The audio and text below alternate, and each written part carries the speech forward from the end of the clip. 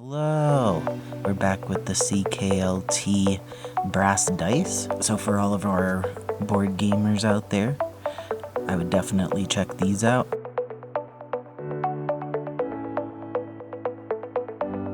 So far, the look of the machining looks really good and consistent. They don't feel sharp at all, which is great.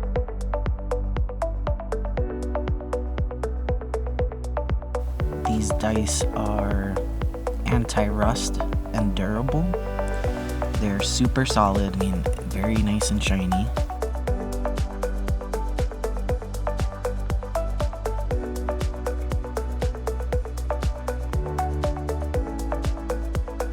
We'll go ahead then and get them out of their packaging. We'll put them in this nice little felt bag that they give you. Makes it easy to carry around, bring to game night.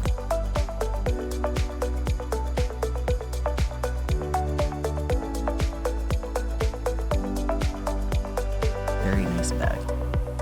They really do have a nice weight to them. They all fit nicely. They feel great in the hand. A little closer of a look here, you can really see that machining it's on point. So if you're in the market for some dice, I would definitely go check these out. See what we have next time.